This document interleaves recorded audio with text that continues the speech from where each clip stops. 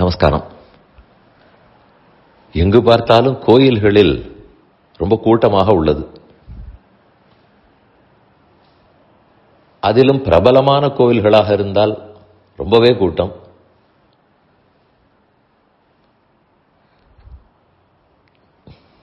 அதிலும் முக்கியமான நாட்களாக இருந்தால் இன்னும் கூட்டம். இன்னென்ன பண்டிகை கூட்டம் வருகிறது, இன்னென்ன கோவில் அதைவிட கூட்டம். எல்லாவற்றுக்கும் மேலாக வரிசையாக விடுமுறை நாட்கள் வந்தால் இன்னும் கூட்டம். ஆனால் இது எல்லா கோயில்களுக்கும் சொல்ல முடியாது. பிரபலமான கோயில்களில் வரட்டுமே, நல்லது தானே. எல்லாருக்கும் பக்தி வளருகிறது, உண்மை. கூடவே ஒரு கேள்வி கேட்பார்கள், பக்தியால் வருகிறார்களா, பயந்து போய் வருகிறார்களா, அன்பா அச்சமா? கண்டிப்பா பக்தி தான் இருக்கும். அப்படியே அச்சத்தால் வருகிறார்கள் என்றெல்லாம் சொல்லுவது கூடாது. பக்தியால் தான் வருவார்கள். சரி, அது பக்தியோடுன்னு சொல்ல வேண்டுமானால் அது என்ன, விடுமுறை நாட்களில் பக்தி வருமா? இன்னென்ன கோவில்களில் மட்டும் என்று பக்தி வருமா? இது அடுத்த கேள்வி வரும். பல வீட்டு வேலைகளையும் வாரக்கடைசியிலும் விடுமுறை நாட்களில் தான் செய்கிறார்கள். அதுதான் சாத்தியம். குடும்பத்தையும் பார்த்தாக வேண்டும், வருமானத்தையும் பார்த்தாக வேண்டும், ஆத்மா பரமாத்மா பக்தியும் பார்த்தாக வேண்டும். அப்ப அப்படித்தான் செய்ய இயலும், அதுவும் தெரிகிறது. அதற்கென்று ஒரேடியாக விடுமுறை எடுத்துக்கொண்டா வர முடியும்? இதெல்லாம் கூட ஓரளவு புரிந்து கொள்ளலாம். பக்தியால் தான் வருகிறார்கள், இருக்கட்டும். ஆனால் ஒன்று நிச்சயம், பயத்தால்னு சொல்லாவிட்டாலும் எதிர்பார்ப்புடன் வருகிறார்கள், அது உண்மை. அது யாரை கேட்டாலும் சொல்லுவார்கள். எதற்காக வந்திருக்கிறாய்னு சொன்னால் ஏதோ ஒரு வேண்டுதலை சொல்லுவோம். இன்னென்ன பிரார்த்தனைக்காக வந்தேன், இன்னென்ன கஷ்டங்கள் இருக்கின்றன, விலக வேண்டும், இன்னதெல்லாம் கிடைக்க வேணும் நினைக்கிறேன், அதற்காக வந்தேன். இது கூட பெரிய தப்பில்லை. வேற எங்கேன்னு போய் கேட்டால் நடக்குமா? பெருமானிடத்தில் கேட்டால் தான் நடக்கும். அதனாலும் வருகிறார்கள். எதிர்பார்ப்பு, எக்ஸ்பெக்டேஷன் என்பது எங்குமே இன்று வளர்ந்து விட்டது.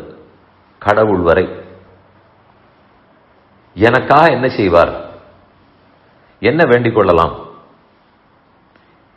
இதே எண்ணம் அரசாங்கத்திடமும் வருகிறது. நம்மோடு கூட வேலை பார்ப்பவரிடத்தில், படிப்பவரிடத்தில், குடும்பத்தாரிடத்தில், எல்லாரிடத்திலுமே எக்ஸ்பெக்டேஷன்ஸ் கூடுகிறது.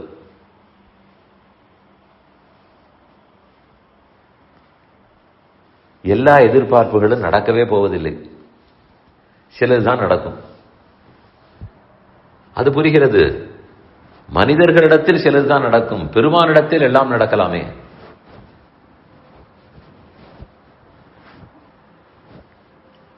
அப்படி என்றால் எல்லாருக்கும் கிடைத்துக் கொண்டிருக்கும். அவனவன் செய்த கர்மங்கள், அதன் பயன், அது எப்படி வாழ்க்கை விதிக்கப்பட்டிருக்கிறதோ நாம் செய்த கர்மத்தின்படி அப்படித்தான் பலன் கிடைக்கும். அதில் இருக்கும் ஆபத்துகளை பெருமானிடத்தில் வேண்டி போக்கிக் கொள்ளலாம். அதற்கென்று எல்லாவற்றையும் எப்படி மாற்ற அவர் மட்டும் அனுமதிப்பார். அதனால் சிலது பட வேண்டியவை பட்டுத்தான் ஆக வேண்டும். நம்முடைய எக்ஸ்பெக்டேஷன்ஸ் எவ்வளவு மாறிவிட்டதென்றால், மனித முயற்சியால் இதை சாதிப்பது இயலாது என்று இருக்கக்கூடிய எதிர்பார்ப்புகளை வளர்த்துக் கொள்கிறோம். அதனால் தான் பெருமானிடத்தில் போய் கேட்கிறோம். இது நம்மால் இயலாது, கடவுள் பலத்தால் தான் நிகழ வேண்டும், அதற்காக அவரிடத்திலே கேட்போம். சில எக்ஸெப்ஷன்ஸ் எல்லாம் ஓரிரு முறை பண்ணால் நன்றாக இருக்கும். ஆனால் எக்ஸெப்ஷன்ஸையே நார்மல் ஆக்கிவிட்டால்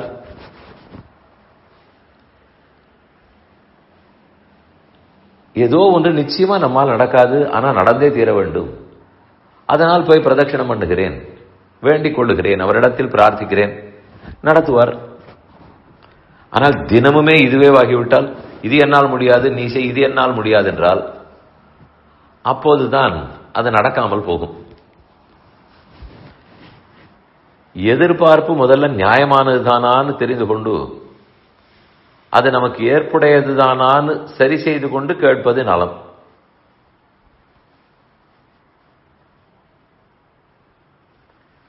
யாருக்கு நமக்கு இன்னது நம்மால் சாத்தியம் என்கிற ஒரு வரம்பு கோடு நமக்கே தெரியும்.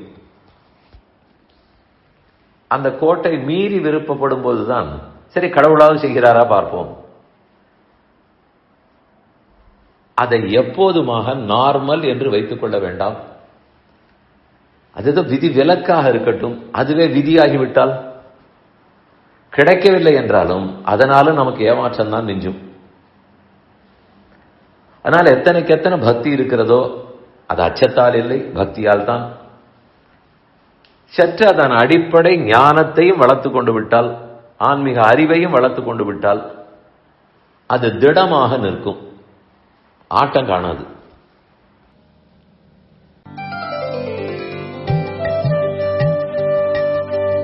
இந்த என் பணி ஆடியோவை உங்களுக்காக வழங்கியவர் வேலுக்குடி ஸ்ரீ கிருஷ்ணன் சுவாமி. இந்த ஆடியோவை தினமும் உங்கள் மொபைலில் பெற கிஞ்சித் என் பணி KINCHITENPANI என்ற ஆப்பை கூகுள் பிளே ஸ்டோரிலோ அல்லது ஆப்பிள் ஐஸ்டோரிலோ டவுன்லோட் செய்து கொள்ளவும். தினம்தோறும் இது போன்ற உபன்யாசங்களை கேட்டு மகிழவும்.